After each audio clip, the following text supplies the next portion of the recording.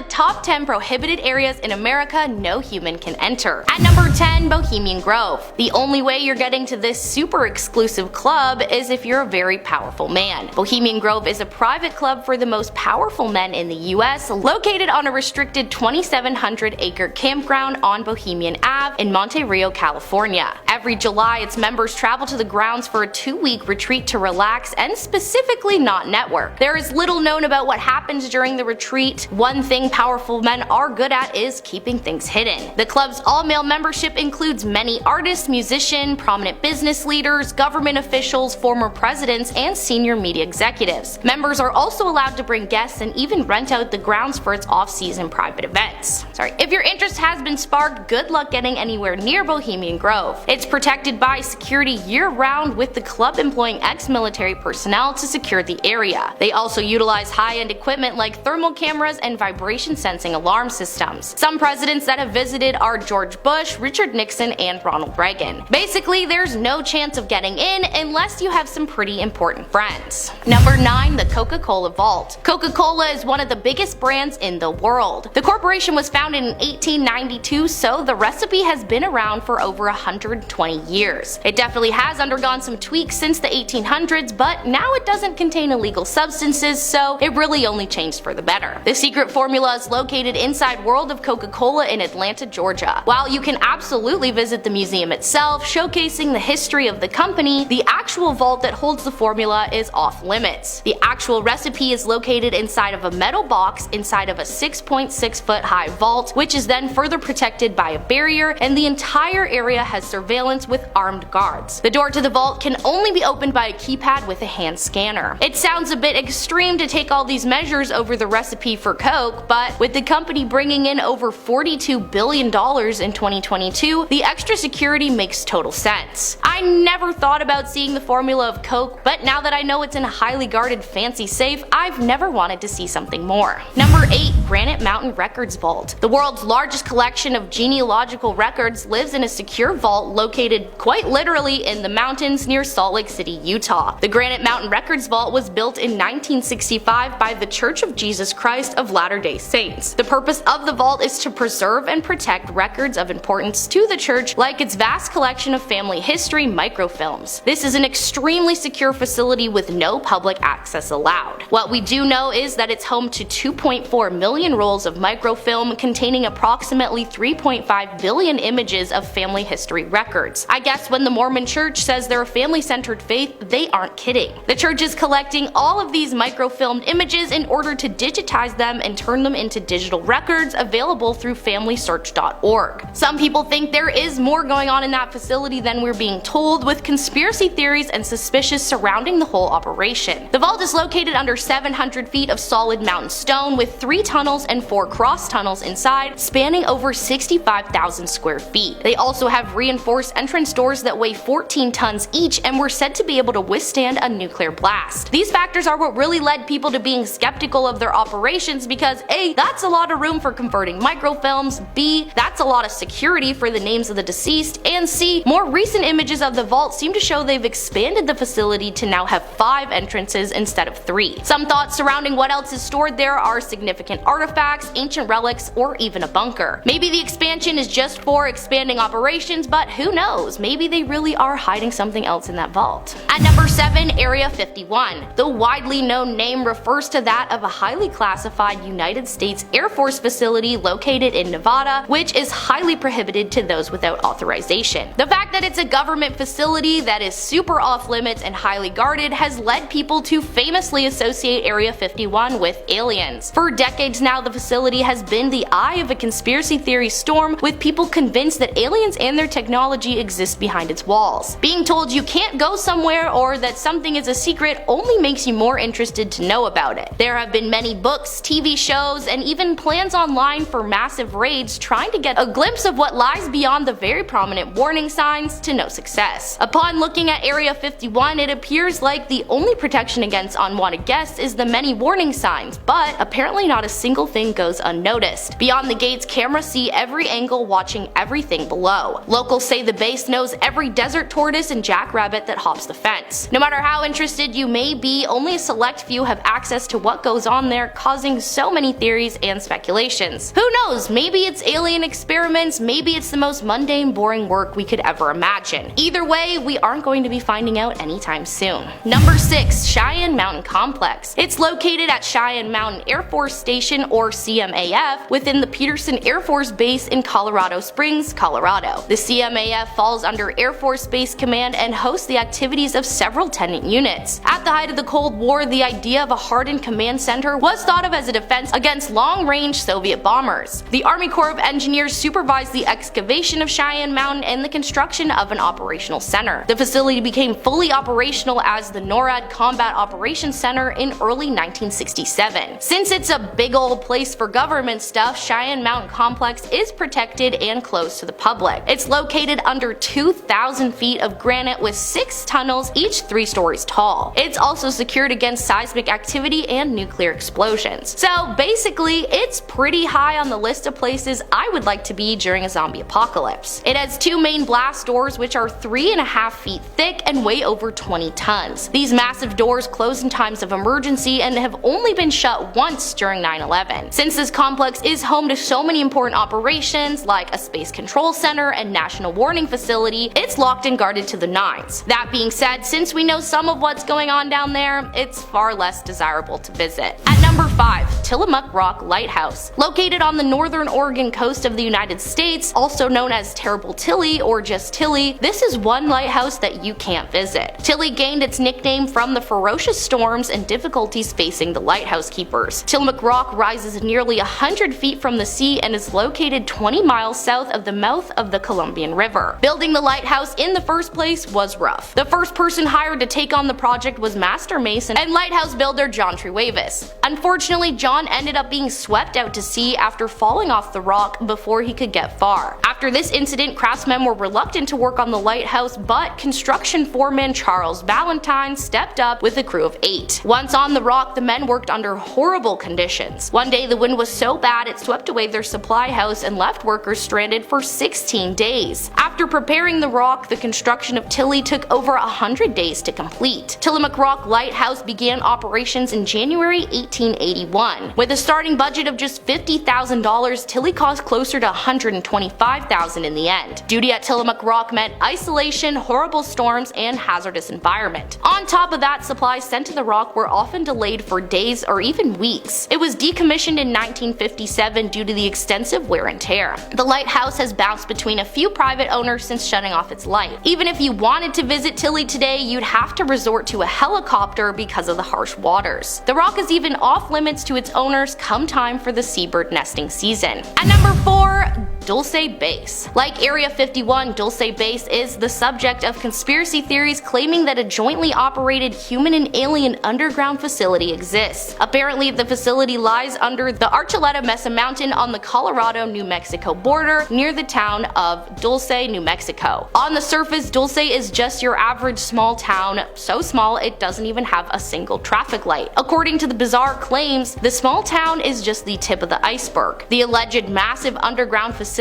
is said to be home to unimaginable experiments and technologies. For the extreme alien believers, we are all overlooking a high-tech world full of aliens. According to the conspiracy theorists, the Dulce subterranean base is a 7-story compound that houses human-animal hybrids, human-alien hybrids, and extremely advanced technologies. It is possible that it's all made up, but if the government really was experimenting with aliens, it would make sense that they do it under a mountain near a very small town. One thing I find interesting about the Dulce base is that these theories are not new. First claims of the base's existence date all the way back to the 1930s. The rumors of alien intervention didn't start up until the 70s when a former state police trooper named Gabe Valdez documented unexplained cattle mutilations in the area. There have also been claims of UFO sightings and other paranormal activity in the area over the years. Secret aliens or not, it sounds like there's definitely something strange going on in Dulce that I don't want to look any further into. Number 3, Fort Knox. I bet bet you've heard at least once in your life someone make a reference to something being harder to get into than Fort Knox, and there's a reason for this. Fort Knox is a United States Army installation in Kentucky, south of Louisville. The reason it's so hard to get into Fort Knox is because of the Bullion Depository, a fortified vault located adjacent to the Fort Knox Army Post. It's operated by the United States Mint Police, and it's super well known for its physical security. The depository was built back in 1936 and is operated by the United States Department of the Treasury. The excessive security is in place because it's home to over half the entire country's gold reserves. Early shipments of gold totaling almost 13,000 metric tons were escorted by combat cars to the depository. In the past, it's also been home to other precious items like the Constitution of the United States and the Declaration of Independence. Fort Knox is so heavily protected and secure that the vicinity is off limits to visitors. Even the president has limitations. In fact, only one president has ever been allowed entry, and that was Franklin Roosevelt back in 1943.